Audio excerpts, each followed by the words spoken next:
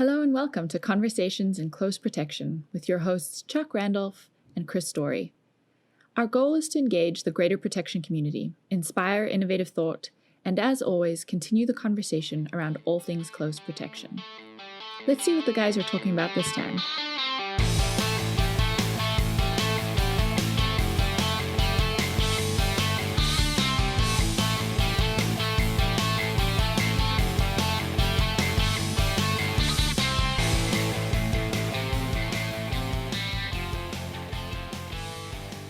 Good evening. Welcome to Conversations in Close Protection July Shop Talk.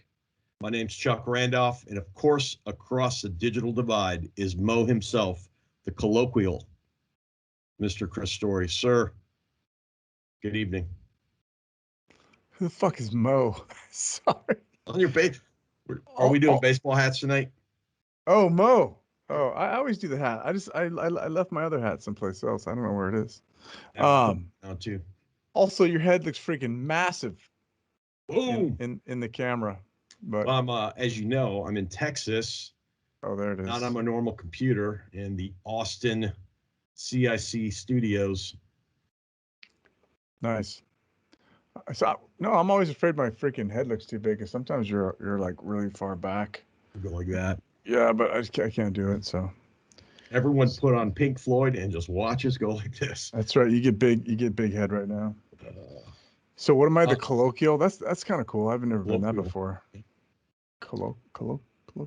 Dude, I am wiped out. I've been at went to ISC Sunday, 2 heavy days, and then hopped a plane today, back here tonight, and hitting it tomorrow. I mean, so how was it? So ISC West, International Security Convention West, so big, or Security Conference, Exposition, so big it has to have be twice, East and West, and I think they do a international one too, right?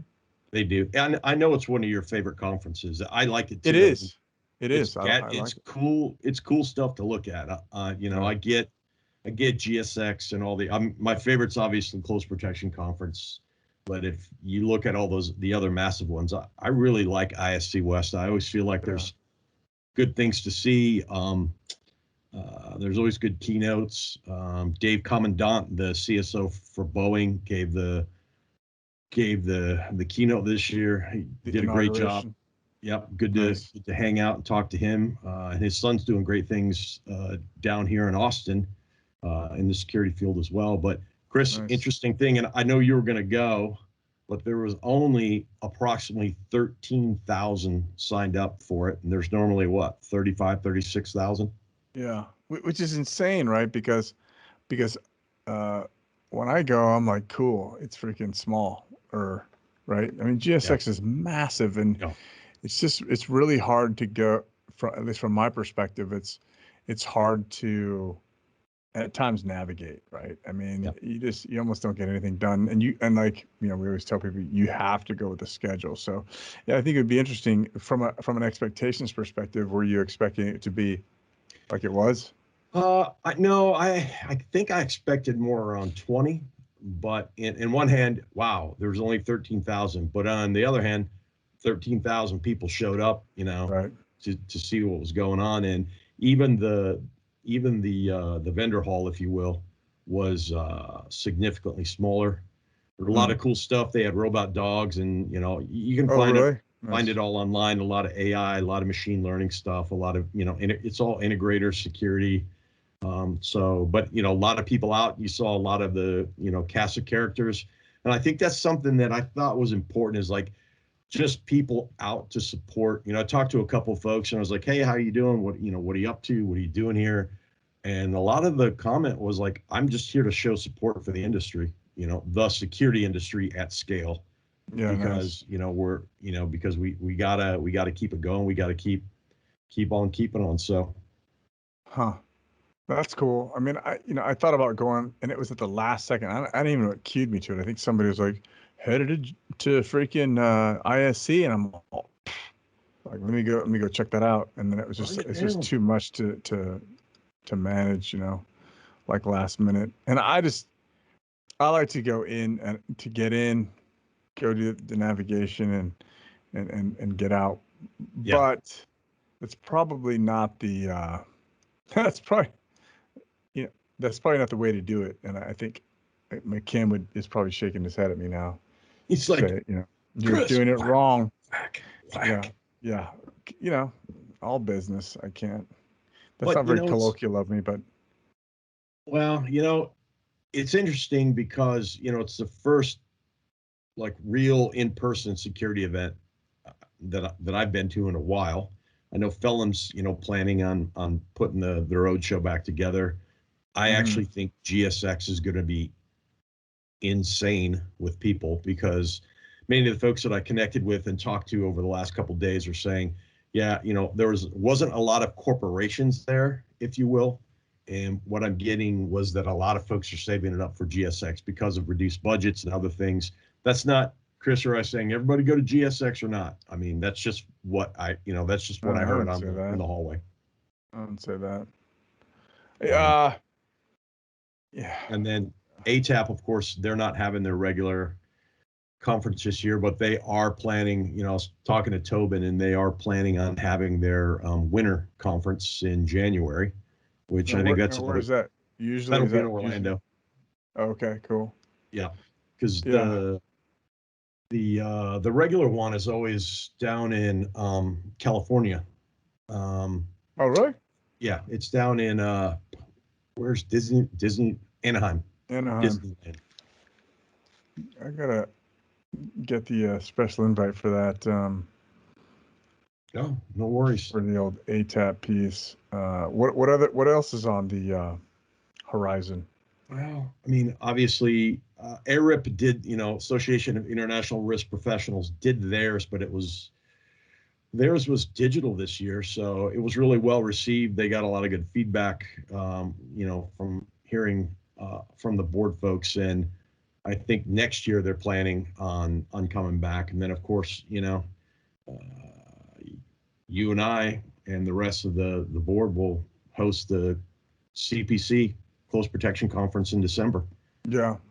Well, I think so. It'll be interesting to see how it shakes out, just because we're starting to see COVID creep back up as it hits. My understanding is Vegas is a freaking hot zone. I mean, comparatively speaking, right? Just because it's a transit point and where everybody goes in and freaking hops it up and then bangs out, So then it'll be interesting to see what happens, especially as we get to the fall and the winter, with percentage of vaccination and. So what I heard from some Vegas locals, and again, this is rumor. I didn't go out and fact check this, so take it for what it is. But fake news, Chuck. Fake news. You Californians are telling folks not to go to Vegas. You guys are kind of on a bit of a backslide with masking up in public, right? At least in a couple counties, a bunch of counties. And they're saying that's in 10 days. That's going to go into effect in Vegas. Let me tell you something. If you check the news, Californians telling people not to go places, those people are probably pretty excited about that. Because last time I checked, Texas was like, "Hey, you keep your asses in California." I think Texas is going to put up signs that says, "Hey, go back. We're full up." Pretty much. This is full. But then, also in the news we saw, you and I were talking about it before we turned the mic on. Canadian border is opening back up between the U.S. I think, some other countries like Spain that are allowing more travel to. But, what I'm reading on the Canadian border is that there's still some discretion. It's not free will back and forth. There's still some discretion to the border patrol folks or whoever that issuing agent of a passport as to whether or not somebody can come back in. It was interesting. I was listening to another podcast today, and there's a producer, and he was talking about, I won't be in the U.S. for whatever event this is because I'm producing a movie in Canada, and there's no guarantees that I'll be able to come back. And the interviewer was like, well, but the Canadian border is opening up. And he's like, right, but here's the detail that you're not getting. Yeah. Well, what's interesting is that not only is the border opening back up, but their internal areas are opening back up. I mean, they just got off lockdown again. Yeah. And from what I understand from my friends in the Atlantic time zone and elsewhere north of the border, they're all planning on doing it live. Yeah. Probably because they don't know whether it's going to get locked down again, and I think they enter the fall a lot quicker than we do. And again, I think this is, the part of the reason that we're not as saturated is because we're not indoors as much. It's the whole summer thing. So we'll see what happens, and it's just something to live with and something to deal with. I mean, well, and we have the Olympics, which normally is a big boon for protectors. Yeah, I mean, a lot of work over their event security and whatnot, but what you had the one alternate test positive. I read something in the Wall Street Journal this morning that they said they're, the country of Japan is prepared to cancel. I mean, when I say they, I mean administratively they're prepared to cancel the games if it gets out of control. However, they think it's safe. But what is it, like 25? I'm trying to think of the 25 billion or all the money that advertisers are losing by not having people there. Right. Well, from what I understand, they're getting it back in the NFL. From what I understand, read that. But so it's funny because I think that return to normalcy, I've looked at it before, and you kind of pause and you have an outside look and you go, if you don't see anybody wearing a mask, right? And everybody talks to each other outside the screen, whatever you're doing, like it's very, very easy to get sucked back into the fact that we're coming out of a pandemic or we're at a pandemic pause or whatever the case is. And as we kind of normalize the now, as essentially as, risk mitigators, and risk professionals, we should be, looking at whatever that is. I'm not saying you have to lock yourself down, wear a mask while you're swimming, but, it's easy to forget. If you look around and you don't see anything, you see people gathering and partying, do the thing, I mean, I'm going to say this. I haven't gotten sick in a freaking year and a half. It's been and nice. I don't want to, you know what I'm saying? So I used to be all about social distancing prior to, so I might have to expand that a little bit. We'll see. Well, and again, today the journal is reporting, or yesterday, that Delta variant is like 40 to 60% higher infection rates than the Alpha variant. Yeah. And like 83% of the cases that have been analyzed are of the Delta variant. Of course, it's kind of like a no shit Sherlock piece, but I think it kind of underscores what you're saying. Like, we're kind of getting back out there. Things, regardless of where you think politically, but that, we as business folks, whether your business is corporate or you're a supplier, I mean, in the business of security, I mean, we got to be prepared that it may not be exactly what we think it's going to be. Right. We may slide back, and then what do we do? What's the effect on our business? What's the effect on our clients? Think about, you're going over a border, and then, hey, we can't let you go back because your temperature may not be, where it needs to be. I mean, there's a lot of interesting things to consider, and now's the time to start thinking about that. Yeah, I think we're going to see a lot of shifting mindsets just because the whole the pushback against the full lockdown, and I think we're just going to see like, okay, great, let's get our heads together to figure out how do we do this differently than we did last time. And it'll be interesting, but we still got to think about the risk, and we still got to take advantage of the ability to be out and gather and do the things with risk in mind, and just make those make good choices. So and something else I talked to a couple people about over the last few days is some of the Apple's delayed their hybrid or return to work until October, I saw, due to infection rates. But a lot of corporations are, they're getting ready, or they're already doing a warm start. And, if you're in the corporate space, or if you're a supplier, or, you're in any type of space where you're helping, or assisting in that, I mean, take some time and tabletop that stuff out. You don't have to get grandiose, but like take your top three most likely and then most terrible scenario, and just, I guess, as we might say, rocket drill it or chalk talk it, or put it on a whiteboard and walk through what ifs, so that you don't have to make that up on the chaos that is people who have been out out on their own for 18 months suddenly saying you have to come back to work, and they may have mixed feelings about that. Right. Well, what I found is, especially since it's just kind of a weird, thought process, but there have been some folks that are in the protective or risk management space that, like, hey, I don't, hey, we need our drivers to wear masks. Yeah, but I'm vaccinated. What? Like, get it figured out. It's just, anyways, to me, Dare I that say stuff is priorities and freaking, requirements? yeah, I don't, it just evades me at times, but right on, bro. These are, and those, I mean, again, as protectors, when we have our, when we have our protection hat on, we're paid to be neutral. We're paid to protect. I mean, if what's required from protection is thou shalt wear a mask, wear the damn mask. I mean, yeah. Did you want my bedazzled one, or do you want a different one? Because I got both. You know what? I'm going to order a bedazzler.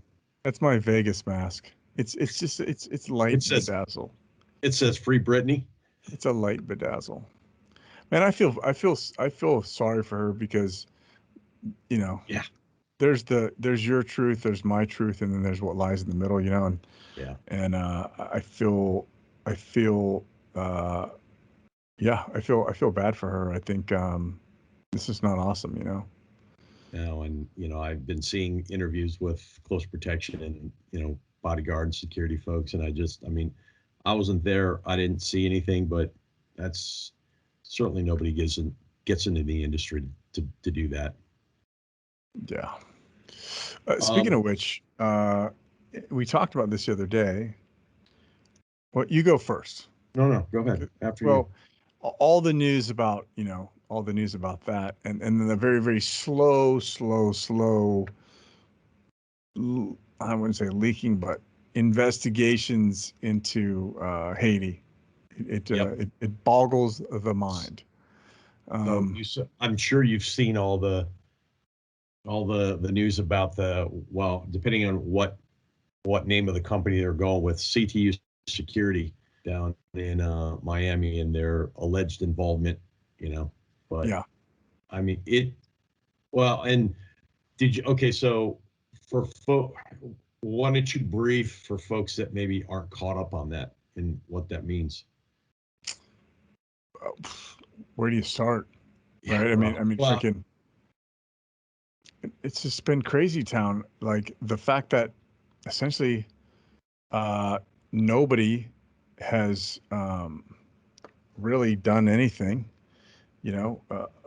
too much about it. They're kind of like, it's Haiti.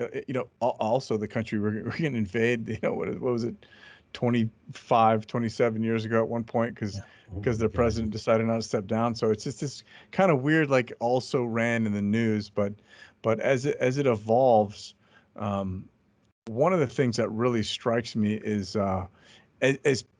as you find like these individual news outlets, whether they're mainstream or fringe, kind of put out what's important to them, the haphazard approach to the whole thing, right? I mean, first off, it's a big footprint going to make that attack, right? 22 people, that's a lot, which would indicate that, maybe it indicates overkill, maybe it indicates amateurs, maybe it indicates that they had a solid understanding of the security in place. But as you realize, like, literally the next morning when daylight is out and they're being seen, and reporters are showing up, and then they're giving interviews through an intermediary, it makes you it definitely seems like the freaking a goat fuck. And you saw the Miami security firm that's now under investigation by Homeland Security for allegedly being involved in it, and sent 20 contractors over.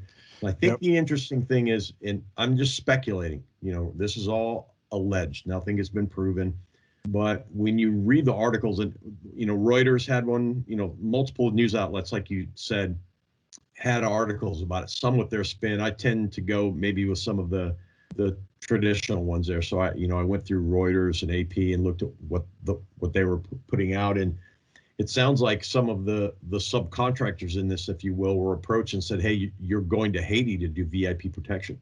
Right. Yeah. One man who I believe lost his life. They interviewed his sister, and he had been in the military 21 years, was out. They approached him. He was like, "VIP protection. Here we go. Great. Awesome. I'm back in." Yeah. And they got over there, and I believe they probably went over there thinking we're going to do VIP protection. And I don't know, at some point, was it in flight or when they got there, and something just went completely array, or they were 0311, you made it. You're going to do an assault, everybody. Yeah. By the way, this is called an audible in American football. Yeah. It's a frago. So, I don't know, dude. What kind of Mickey Mouse stuff is that? And that's not saying anything bad about Mickey Mouse, but it is interesting. And then I think the other piece is, as we look at like how fast judgment is made and how fast investigations are at the international level, or even at the national level, of somebody walks in, proclaims this happened, and then we move to a trial. This is a complete shit show. Yeah. And it's going to continue to be too. Yeah. And then 6 months from now, somebody like, well, I was over there as a PSD guy, and it'll just go away, and then you just don't really know what to believe. So it's just interesting, and it will be interesting to continue to follow this through. Now, cautionary tales, however it pans out, whatever comes of this, I guess, is a less tongue-in-cheek way to say it. Right. Especially for those in the industry, when these types of contracts come up, you gotta fact check. You gotta trust but verify. Right. Well, so one of the things though that does come up, and I'm planning on having a clubhouse discussion about it, but is the value of the residential security professional, right?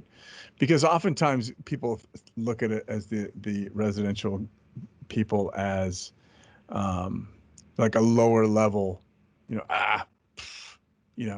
which I completely disagree with. I think it's at times it is abundantly more challenging. But having said that,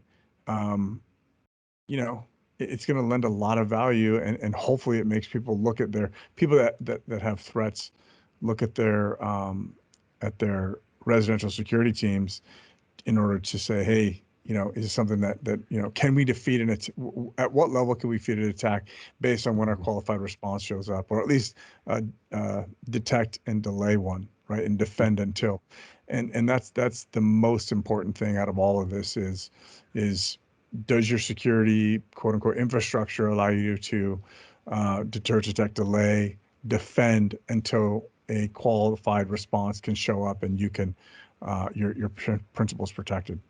Yeah, and on the flip side, if you get a call from your buddy, if Chris calls and says, "Hey, we're going to Venezuela to do whatever, VIP protection," well, okay, well, let's ask some questions about the contract. What does it mean? Yeah. Where are we going? When will I get paid? What kind of equipment? Can I see an op plan? Can I see the intel? And if the answers start being no to some of these rudimentary questions, as much as your hubris says, "Hey, let's step up and do it," you got to have a pause and say, "Hold on, mate. What exactly are we doing?" And then, also have your own. I guess the thing is, like, you got to be willing. You got to be willing to walk away. Now let me ask you a question. Do you think that's an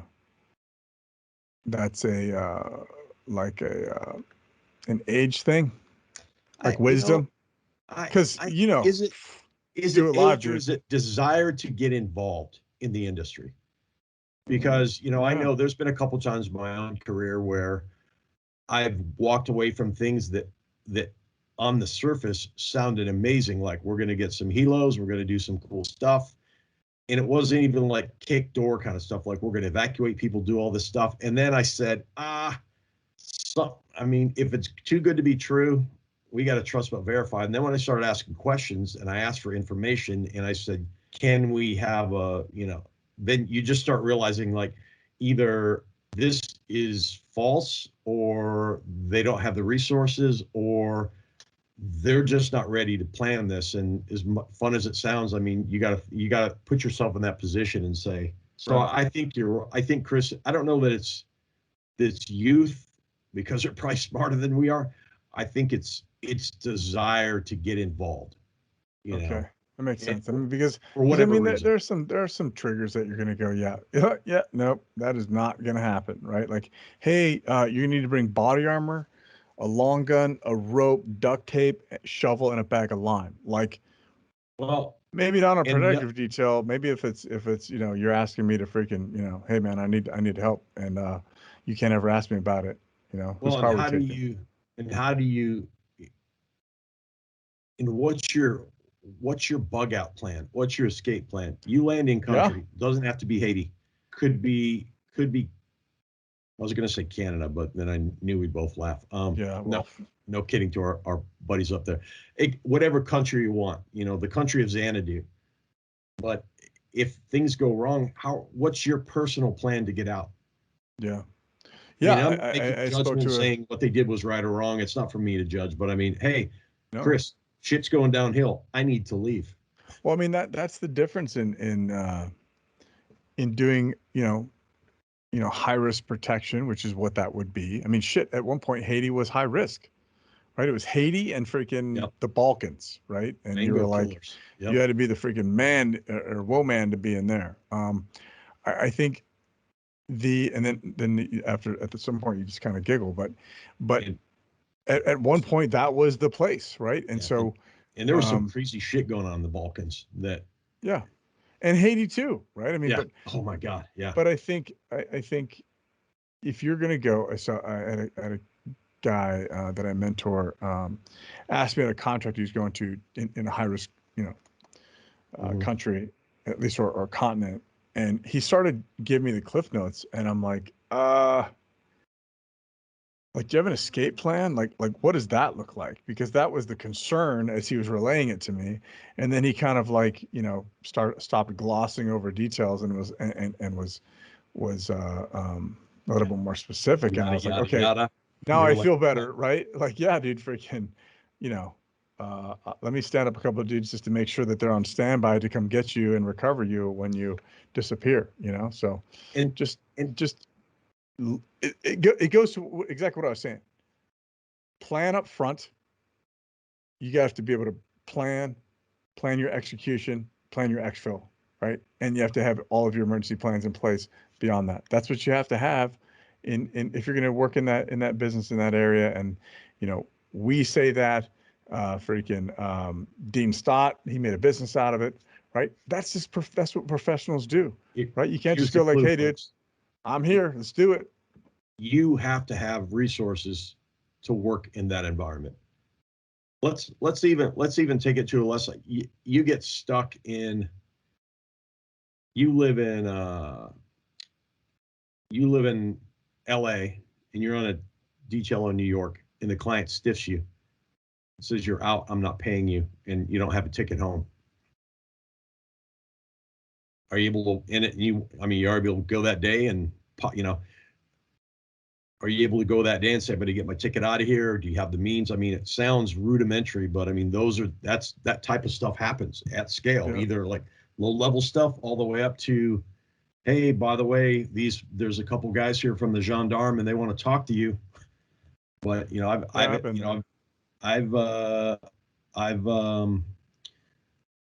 I've loaned some guys some cash and got stiffed on a contract and like, hey, I'm just trying to get home. Yeah. Because they needed that payday to get home to do. But I mean, it's just these are the kind of shit that nobody tells you that kind of sucks on the back end. It doesn't happen a ton, but it does happen. Yeah.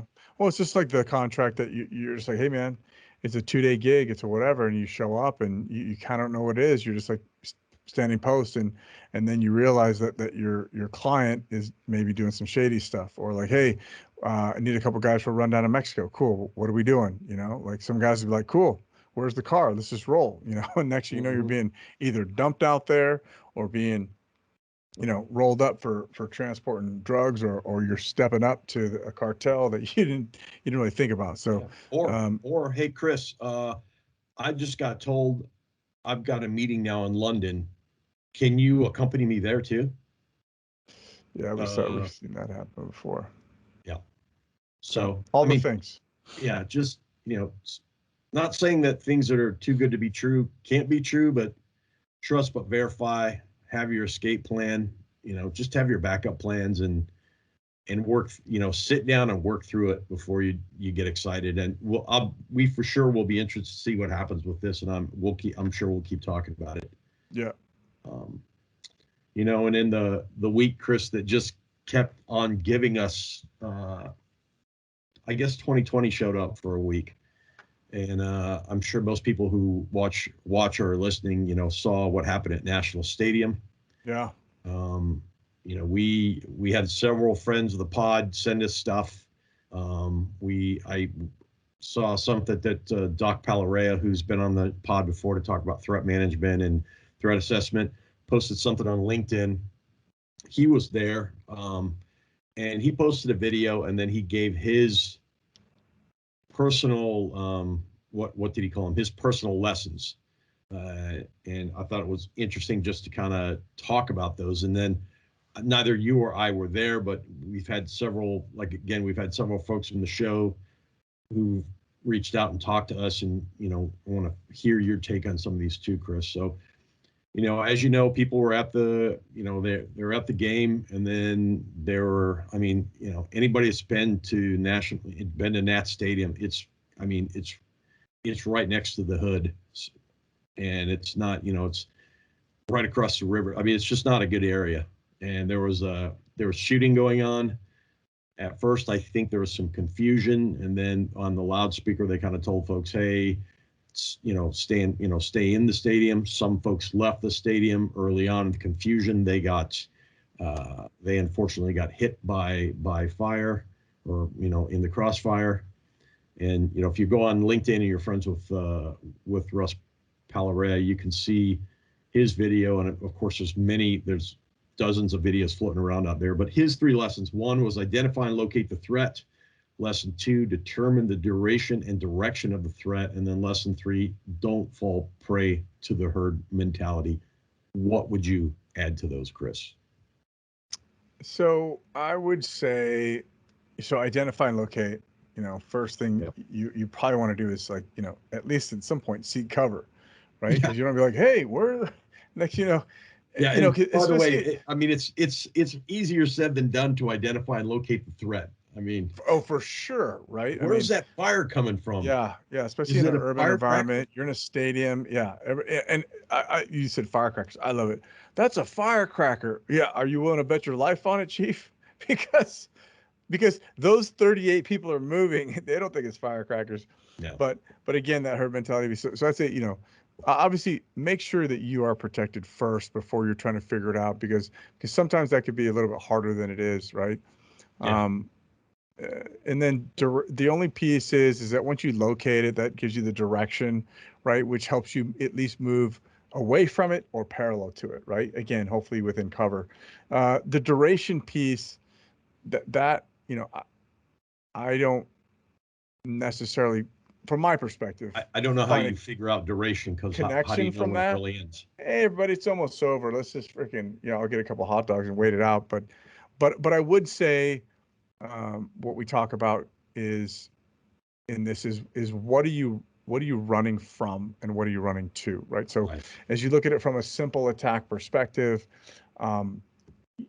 which you may not have all the information, right? Let's say it's 2 rival gang members and they're shooting across a parking lot. So you see these guys light up and you go, oh, there's the threat. I'm going to run in opposite direction, or I'm going to run perpendicular to it. And then somebody else starts, get caught in a crossfire. So, there's a lot of if then, but I think the duration piece, I don't know about that. I don't have a crystal ball, but it's gonna be over in 32 seconds, whatever the case is. But direction is important. And I think the biggest piece out of all of it is the don't fall prey to herd mentality. I translate that as you're responsible for your security and your people's security.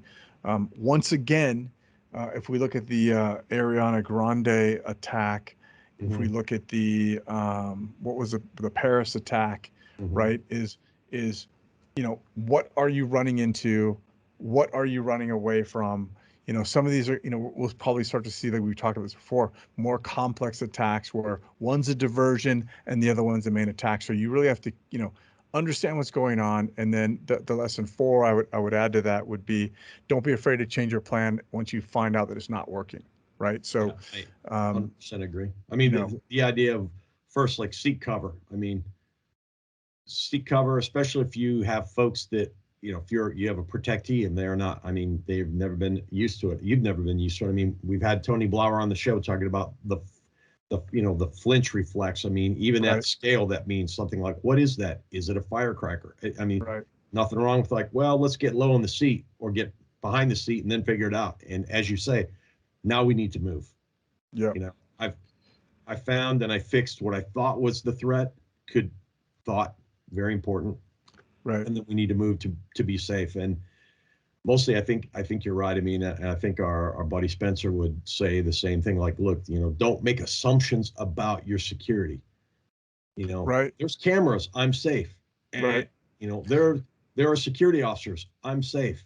Right. And Well, I think the other thing is that, you know, you talk about Spencer, Clay Emerson, have a plan going into it, right? So yeah, number one, make sure we're all together, right? If it's a family or you've got a principal with a family or whatever the case is, make sure we're all together and accounted for. Because worst case environment would be like, cool, you get to your hard point, whatever you designate as your hard point, you turn around and you're doing a physical and mental assessment, and you're like, we're down one.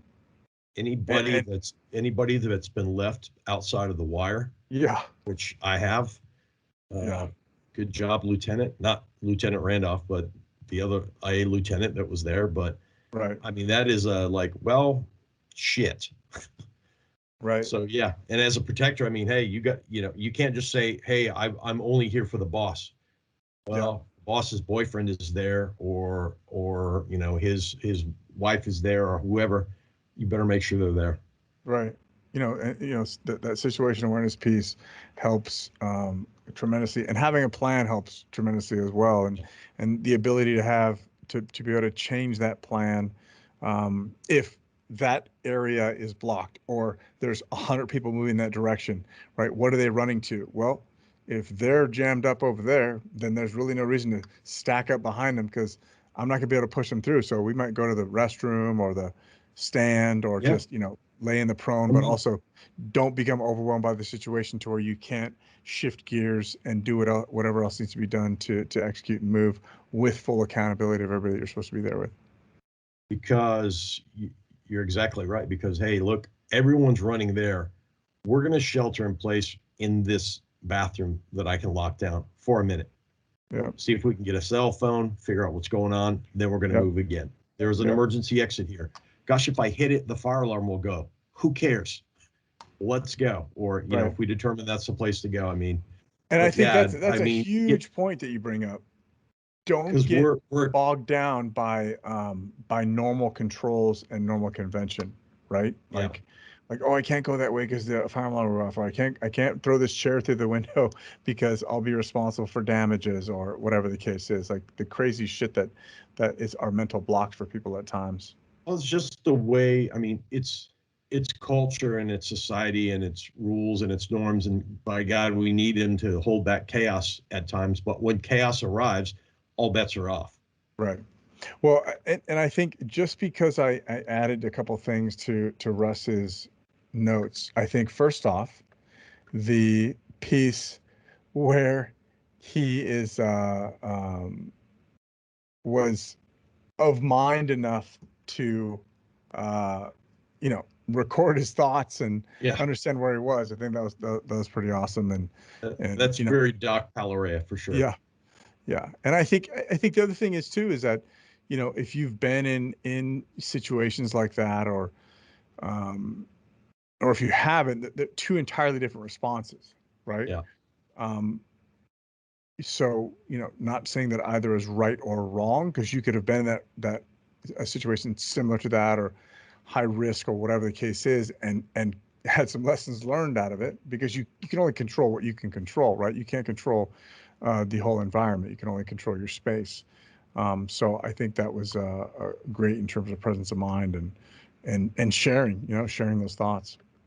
Well, it makes me think. It makes me think of back to the close protection conference when we talked to Bob, and then you redid that on the podcast, and we talked to Bob about things that happened over in Mumbai. I mean, and you think about we've talked about it tongue in cheek, the diehard situation before, but those are it. I mean, you really have to fight the urge to avoid that, like, collective tunnel vision, like, oh, we're all just kind of, because that's what we do. We're all going towards the exit because that's what we do.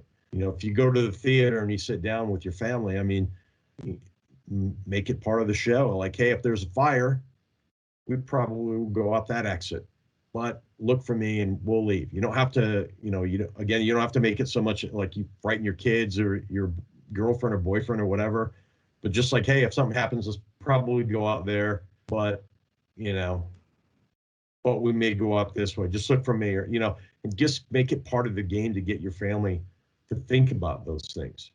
And there's been times when I've done protection too, where I've just said, hey, sir, if something goes down, or, you don't say it like that, but like, if this crowd gets kind of crazy, we're going to go out the left here. Right.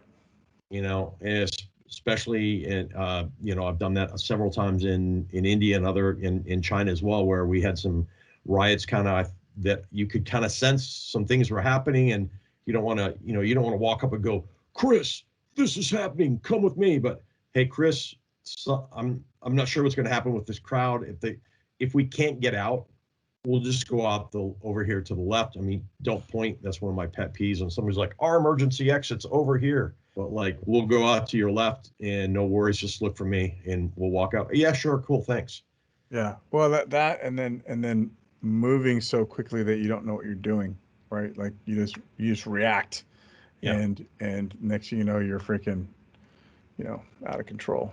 But I thought it was great lessons learned. I think it was cool. I also want to give a shout out to, it looked like it was a planned response.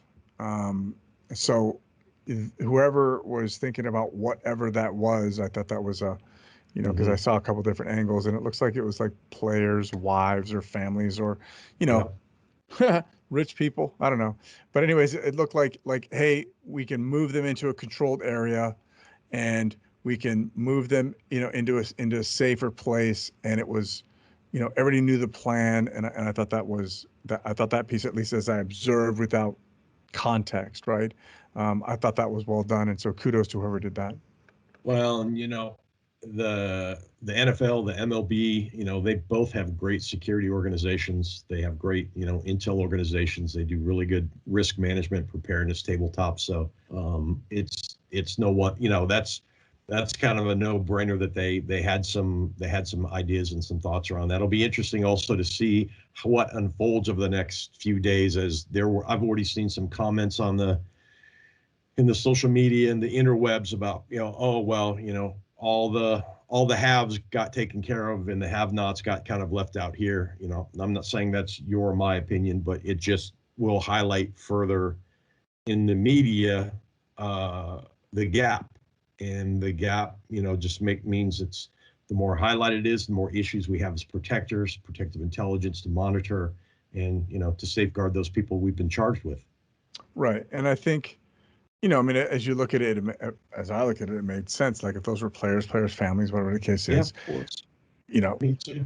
I'm going to do, is my family safe? Cool. Let's play ball. Right. And that's why they have cheap seats, I guess. But, that's just the way that the world works. And so, we sort out the other thing. Right. I think it does show that people are nervous, right? I mean, look, if you talk about layers of stress, we've talked about this before. One layer was the elections and who's doing what, and that's kind of like coming back to the surface. I think people just kind of put a tablecloth over it and said, "Hey, Yeah. it's new," right? Like kind of like with Iraq. Hey, we want everybody. Wait, we did, okay. Uh, so there's that, right? And then you've got the pandemic, and that layer of stress is kind of keeps kind of ebbing and flowing. What's going to happen? What's going to happen? You know, and then going back to work, and God knows what else, right? Aliens. No, never mind. We just kind of blew those off. So we officially don't know, but it's something. allow myself to introduce yourself. So anyways, all of this kind of comes into play, and what it does is it shows that people are still not still people are scared, right? They want to, the environment is not. People like certainty. Yes. And here's the thing. Put. Risk, let's say risk is a goalpost. Great, we can go to the goalpost. We win. The goalpost, right. Hey, we're there, and it keeps getting moved. Oh, we finished the marathon. Oh, shit, they just moved it 500 more meters. Well, crap, right. They say it's somewhere up around them. And I just think at some point you get like a collective, I was going to say malaise, but that's the wrong word. It's just exhaustion and anxiety, Right. It's like, oh, crap, I got to go back to work. And I hate Chris, and now I got to see him. And I don't know. And he didn't get vaccinated. And I'm pro-vaccination. He's anti-vaccination. What am I going to do? I got to go back to work. I'm being told, now I get to see Sally. I haven't seen her in a year, and she's my favorite. I mean, just all of it. You're right. It's just building, it's just building. I think that's why so many people got out in July when we had the moment when it's like right now, everything's perfect. And everyone's like, I'm out. Yeah. Well, because everything is, there is so much uncertainty still, right? Yeah. I mean, some freaking, I think people are still stressed out, and I think that I don't know if we're at a tipping point per se, but I would say there are probably of you. Local. What did you say, Gladwellian? Yeah. Yes, but I would say at a local level, likely there's a lot of, depending on where you are, there's a lot of friction, and so again, this is just a great example, right? I mean, not everybody wants, you don't go to a ball game to be involved in a shootout 50 meters away. That's uncool, right? But that's not say anything about that, but again, you have people who just don't, zero F's given, right? They're going to do what they do, and it's going to impact everybody else. So that's a challenge for a lot of people. It would be a challenge for me. Well, and I think it's important as protectors, security risk managers, intel professionals, people, just to take a beat, take a beat, take a breath. What am I doing? Who have I told? Who needs to know? What is happening here? What is my involvement? How can I make it safe for me, my family, keep awareness? I mean, right. Because you're right. It's just a continuous moving goalpost again of risk, and right. Everyone wants to get to the end and say, hey, we're back to 2019. And I mean, I've said it before, you've said it before, 2019's, I mean, literally in the past. And it's funny you say that again, because everybody wants it to go back to the way it was, and it's never going to be the way it was. No. There are always going to be changes. So we just got to get used to that. And I think there's another piece that you pulled up that was important in that is communicate, right? Like be on the phone, let somebody know what's happening. The 911 thing can be helpful. Mm-hmm. Because sometimes everybody's calling, but sometimes everybody else thinks that everybody else is called. So then you're not. But again, letting somebody else know what's happening, where you are, what you're doing, can be helpful in the event of lost comms. Those stadiums and arenas can be black holes of communication.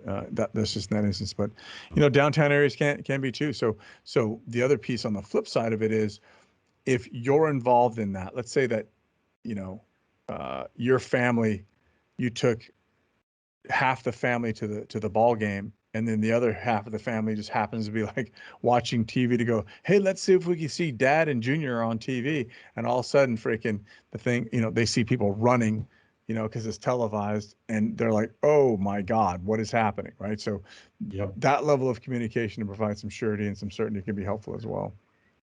Yeah. And, brief your family or your clan or your team or whatever when you're going somewhere. Hey, I'm going.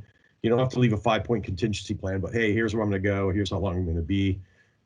I guess what we're saying is do your part to help reduce anxiety and stress on others by, just talking. What are we working on? Or even just calling a buddy up.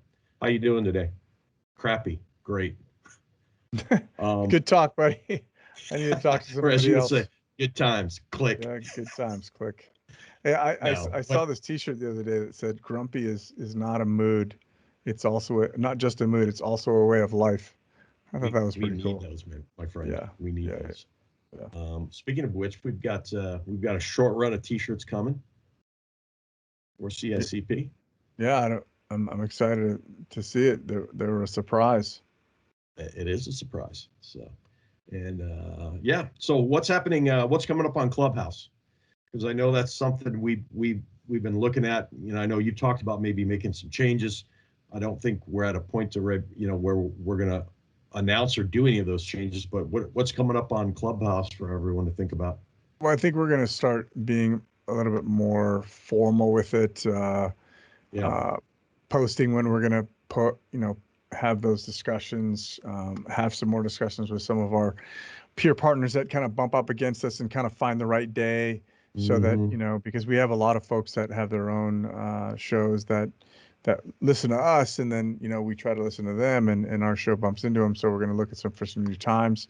And then I think we're going to start projecting some of the discussions, right? And so we can talk about maybe some different topics or discussions than we normally do. And I think we have some pretty good deep discussions. Yeah, there as well. And so those are pretty fun.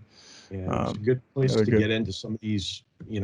We talk about a lot of stuff on the show, and we get a lot of guests, and we pick their brain, and we try to pull lessons and everything else. And Clubhouse is really a good spot for us to say this is what's interesting in some of the stuff we've been hearing and the feedback we've been getting, and then saying this is what people want to talk about. Let's deep dive and get some voices out there. So so it's exciting. What else do we have on our shop talk? Anything of interest? You got any podcasts or anything? I don't want to really give books away because that's coming up. And by the time this airs, I think the Close Protection Conference webinar talking about the conference and what's coming up, that will have aired. So that'll be exciting in coming up. We've got our own, book recommendation show coming up with a slight twist. Nice. What else has been piquing your interest? You listening to any good new podcasts or? So one of the there's a platform. So we've listened to, and you've been on it. The ONTIC, Protective Intelligence, and then LifeRaft, Navigator. They've got one on Anchor that I just started listening to. Was that? Yeah, I've got that. I want to start listening. I've got that loaded up, or loaded up in LifeRaft or Anchor to listen to. Yeah, they're like 3 or 4 episodes in. I guess they started in June or something like that. So, listen to that. Really enjoying Rich's what used to be the Regional Operational Intelligence Center, but now it's a different report that he pushes out now, and I keep forgetting it because I was always really focused on the other one. But the EP threats, that one is that's always a good read when it comes out. We should try to get him on at some point. That'd be good. Oh, well played, sir. He'd be a great because just why they were doing it, how they were doing it, and then how it's evolved. I mean, because now it's it's biweekly, so I think that's a really good. And that's great. You gotta, and for the, I mean, producing a podcast as we do. I mean, you, me, Senior Peck, who by the way is getting ready to go on his honeymoon. So congratulations to him. But just the amount of energy it takes. Yes. Actually, just about a year ago. The amount of energy it takes us to get all this. Now think about, I got to produce a bi-weekly, that bi-weekly that they put out. It's phenomenal. Yeah. Yeah. So the Executive Threat Watch is Rich's deal. The New Jersey State Police Regional Operations Intelligence Center. Anyways, have you? It's freaking awesome, man. I love it. I've teed up the ONTIC mid-year protective intelligence report to read over the weekend. Yes, I did the same.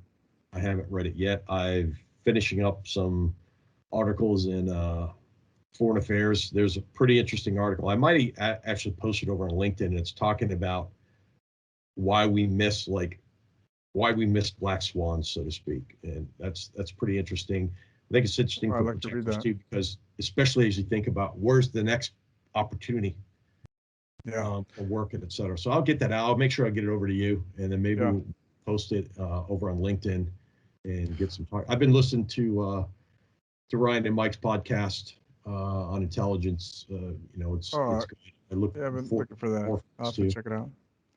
Yeah. The other thing on the horizon is wildfires, drought, all that other crap, right? I mean, again, we talk again. So you talk about missing black swans, right? I mean, because we get kind of frog into boiling water, and we just go, oh, that's just another thing, no big deal, it's right? Like tunnel vision on the next, like, oh gosh, everything's got to be Delta variant. Well, meanwhile, Meanwhile, we're in a drought and freaking half the state's on fire, and it's just hasn't really made all the news yet. But but it was on fire last year, Chris. Yeah, well, not that big of a deal.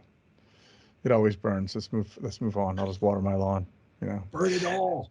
Yeah, right on. It will reduce the spider population, maybe. Yep.